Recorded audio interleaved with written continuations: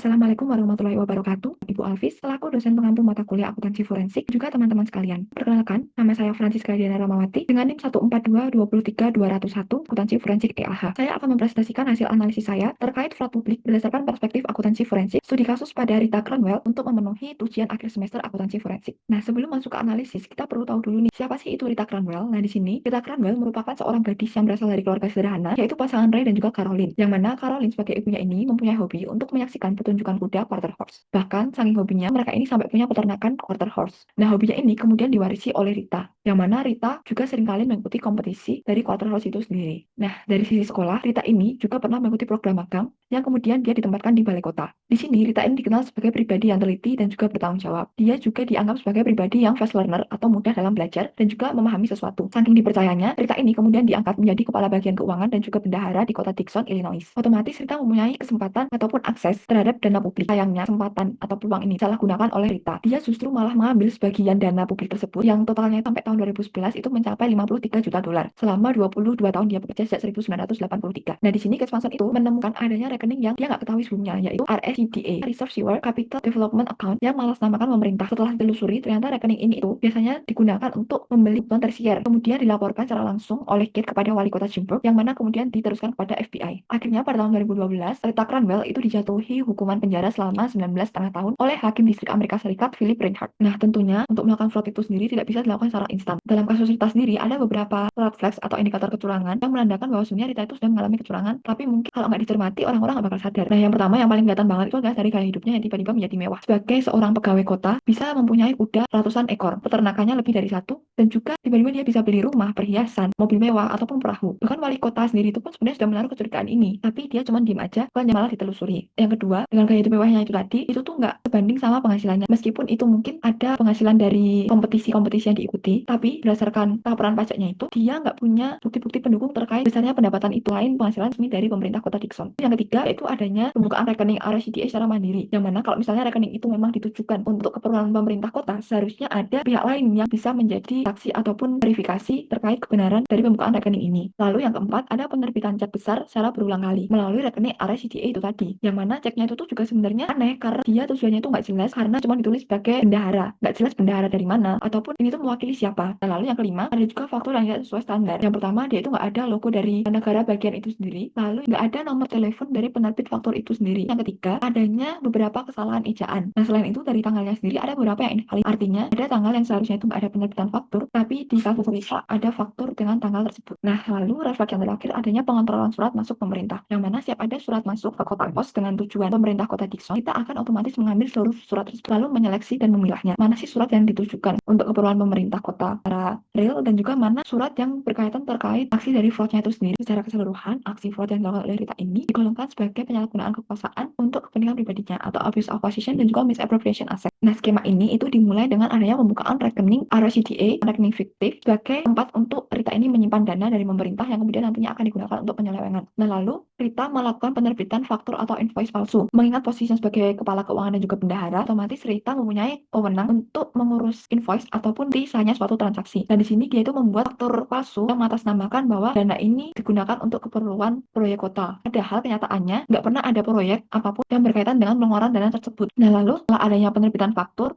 otomatis dana bisa dong cair. Nah, dana ini dikirim dari rekening kota ke rekening RSCDA itu tadi. Setelah dana itu dikirim, otomatis Rita bisa dengan bebas melakukan penarikan. Nah, biasanya Rita itu melakukan penarikan menggunakan cek, dan kemudian nantinya dana tersebut bisa bebas dia gunakan untuk keperluan tersiernya itu tadi. Tidak berhenti di situ, Rita juga melakukan pengontrolan surat masuk untuk mengantisipasi agar orang-orang itu nggak tahu kalau dia melakukan fraud. Oleh karena itu, perlu adanya evaluasi peran dan juga tanggung jawab etika oleh berbagai pihak. Nah, yang pertama dari pemerintah kota Dixon itu sendiri. Yang pasti perlu adanya pembagian tugas. Contohnya dari Rita sendiri. Rita itu kan lakukan double job ya. Jadi semua proses mulai dari pencatatan, penyimpanan, otorisasi maupun verifikasi itu dilakukan oleh Rita tanpa adanya keterlibatan dari pihak lain sebagai dual control. Nah, itu menandakan kalau pemerintah kota Dixon itu kurang adanya pengawasan. Seharusnya pemerintah kota, terutama wali kota itu lebih jeli, terutama dalam melakukan ACC keluar masuknya dana. Karena keluar masuknya dana itu pastinya kan perlu persetujuan dari pimpinan. Nah, di sini yang kedua juga tidak menindaklanjuti kecurigaan. Wali kota Jimburg itu sebenarnya sudah menaruh kecurigaan kepada Rita karena tiba-tiba kekayaannya itu meningkat drastis. Tapi dia cuma diam di batin doang tanpa adanya tindakan lanjutan. Nah, dapat dikatakan bahwa pemerintah kota Dixon ini melanggar dari prinsip professional responsibility. Sebagai pemerintah kota, otomatis dia itu punya kewajiban untuk menggunakan sebaik mungkin dan juga melakukan pengelolaan secara tepat terkait dengan 16.000 rakyat yang ada di kota Dixon, sehingga perlu adanya tanggung jawab. Nah, yang kedua dari sisi auditor atau Clifton Gunderson. Di sini Clifton ini mengalami konflik kepentingan dengan Rita karena ternyata Clifton itu bukan hanya akuntan dari pemerintah kota Dixon, tapi juga akuntan pribadi dari Rita. Bahkan di luar urusan pekerjaan, beberapa kali juga mereka bertemu untuk sekedar bermain atau makan bersama yang dapat mengaburkan independensi. Selanjutnya, auditor ini dinilai tidak melakukan verifikasi secara tepat karena dia tidak bisa menemukan adanya faktur palsu dan juga tidak mengecek kebenaran dari cek atau faktur yang ada, apakah benar-benar ditujukan untuk proyek ataupun tidak. Auditor juga tidak meminta dokumentasi secara lebih lengkap terkait pendapatan dari Rita. Kan ketika mereka melakukan wawancara dengan Rita dan Rita memberikan penjelasan, mereka langsung menerima penjelasan tersebut tanpa adanya sikap skeptis ataupun kecurigaan berlebih. Nah, di sini mereka bisa dinilai melanggar dari due professional care. Lalu dari sisi First Bank sendiri, mereka dinilai tidak menerapkan due diligence atau uji tuntas secara lengkap karena udah tahu Rita cuma datang sendiri, tapi tetap aja diizinin untuk melakukan pembukaan rekening atas nama RICDA. Nah, yang kedua, mereka mengabaikan transaksi mencurigakan. Mereka tidak menaruh kecurigaan terkait pencairan cek yang dilakukan oleh Rita. Padahal cek tersebut seringkali dilakukan dengan jumlah yang besar. Nah, mereka tidak memastikan untuk apa sih keperluan penggunaan dana tersebut. Oleh karena itu, bisa dikatakan bahwa Fifth Third Bank ini mengalami kegagalan fraud risk management karena mereka tidak bisa mendeteksi adanya kejanggalan dari cek yang dikeluarkan oleh Rita. Nah, oleh karena itulah fraud yang dilakukan oleh Rita ini bisa berlangsung secara lebih lama. Yang pertama pastinya karena adanya kesempatan yang tinggi karena namanya kontrol dari internal. Yang kedua, adanya overlap of control di mana Rita ini sebagai bendahara otomatis dia punya pengetahuan yang lebih daripada orang awam dan juga paham sistem tempat kerjanya ataupun sistem keuangan di bank. Dengan demikian dia bisa dengan mudah melakukan penghindaran agar aksesnya itu tidak terdeteksi. Nah, lalu yang ketiga, tidak adanya deteksi ataupun tanda-tanda kecurigaan adanya fraud itu sendiri. Hal ini dikarenakan kurangnya prosedur audit. Yang keempat, juga kurangnya sikap skeptisisme ataupun adanya kepercayaan berlebih pada suatu individu, yang mana individu ini yang dimaksud adalah Rita. Mereka terlalu percaya semua apa yang dikatakan oleh Rita, bahkan mereka tidak sempat untuk menaruh kecurigaan. Nah, oleh karena itu fraud ini itu bisa disimpulkan sebagai fraud triangle, yang mana Rita ini memiliki kesempatan dan juga tekanan ataupun motivasi, yang mana dia melakukan penggelapan dengan tujuan untuk memperkaya dirinya sendiri. Nah, lalu ada rasionalisasi di mana Rita ini tidak merasa bersalah terhadap tindakannya. Dia membenarkan tindakan tersebut, bahkan saat dia sudah ketahuan dan dituntut, dia sempat mengelak, baru beberapa saat setelahnya dia mengaku bahwa dia melakukan fraud. Nah, berdasarkan kasus ini, kita bisa melakukan pendekatan reconstructing income menggunakan indirect method menurut Crane atau 3 metode. Nah, yang pertama ada net worth method ataupun menggunakan kekayaan bersih, yang mana di sini kita menghitung menggunakan selisih pendapatan tahun lalu dikurangi pendapatan tahun sekarang ditambah dengan biaya hidupnya lalu dikurangi dengan pendapatan resmi yang tercatat seperti slip gaji. Lalu yang kedua ada expenditure method ataupun pengeluaran, yang mana dapat dihitung dengan total expenditure atau pengeluaran dikurangi dari income. Yang mana kalau misalnya pengeluaran ini lebih besar dari income, ini bisa menjadi indikasi adanya illicit income ataupun tingginya kenaikan pendapatan tanpa adanya sumber ataupun bukti pendukung yang jelas. Ketika ada bank deposit method, yang mana ini tuh menganalisis seluruh dana yang masuk ke rekening. Kalau misalnya pemasukan tercatat di bank itu lebih besar daripada pendapatan legal ataupun slip gaji tersebut, itu bisa sebagai indikasi adanya fraud ataupun kita menaruh kecurigaan. Dalam kasus Rita sendiri, kita dapat menggunakan pendekatan net worth method dan juga expenditure method karena di sini dibuktikan bahwa Rita ini memiliki lonjakan kekayaan ataupun pendapatan. Bahkan berdasarkan laporan pajaknya tahun 2007, Rita memiliki penghasilan bruto sebesar $700.000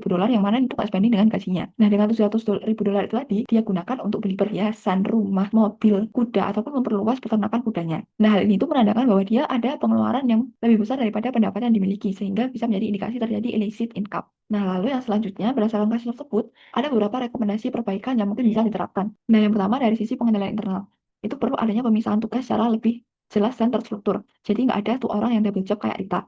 Jadi mulai dari proses pencatatan, penyimpanan, otorisasi, verifikasi itu semuanya dilakukan oleh orang berbeda sehingga ada otorisasi atau verifikasi ganda. Selain itu, pemerintah kota Dixon itu juga bisa melakukan pengadaan whistleblowing system untuk pengaduan ataupun pelaporan kalau misalnya ada karyawan atau pegawai yang menemukan adanya indikasi kecurangan oleh pegawai atau karyawan lain. Biasanya sistem ini tuh bersifat anonim sehingga pelapor ataupun whistleblower itu tidak perlu khawatir untuk dikucilkan ataupun diancam oleh pelaku. Lalu dari sisi auditor sendiri, mereka bisa melakukan otomatisasi proses audit, yang mana mereka bisa menggunakan teknologi ataupun sistem informasi yang sekarang sudah lebih canggih, sehingga proses audit itu nggak manual. Misalnya dalam pengambilan sampel, mungkin dengan adanya otomatisasi ini, mereka dapat mempunyai data yang juga lebih lengkap, sehingga pengambilan sampel juga bisa lebih luas, ataupun bahkan bisa melakukan pengecekan terhadap seluruh populasi. Lalu yang tak kalah penting, mereka juga harus melakukan rotasi auditor, untuk mencegah adanya bias ataupun kedekatan emosional personal dengan perusahaan yang diaudit. Lalu selanjutnya mereka juga bisa melakukan audit berbasis fraud, yang mana mereka tidak semata-mata mengecek kewajaran laporan keuangan, tapi mereka juga menelusuri apakah adanya indikasi kecurangan. Lalu selanjutnya ada sisi tata kelola atau governance. Nah, di sini terutama pemerintah kota Dixon sendiri, mereka itu harus merekrut auditor internal karena berdasarkan kasus yang disampaikan itu auditor hanya bertugas mengecek kewajaran laporan keuangan. Nggak ada auditor yang mengecek apakah sistem pengendalian internal yang dijalankan itu sudah efektif dan efisien sehingga mereka juga nggak bisa melakukan evaluasi. Lalu dengan demikian nantinya pemerintah ini juga harus meningkatkan transparansi dan juga pengawasan. Jadi kalau misalnya ada kecurigaan itu mereka juga telusuri secara lebih lanjut bukan hanya didiamkan. Lalu yang tidak kalah penting untuk semuanya adalah perlu adanya adanya ketersediaan sumber daya manusia. Karena sistem tidak akan berguna kalau misalnya nggak ada sumber daya manusia ataupun orang yang menjalankannya, karena sistem nggak bisa jalan sendiri. Nah, dengan demikian dapat disimpulkan bahwa keberhasilan dalam mencegah fraud itu sangat bergantung pada kualitas dan juga komitmen sumber daya manusia yang mengelola serta mengawasi sistem keuangan secara menyeluruh.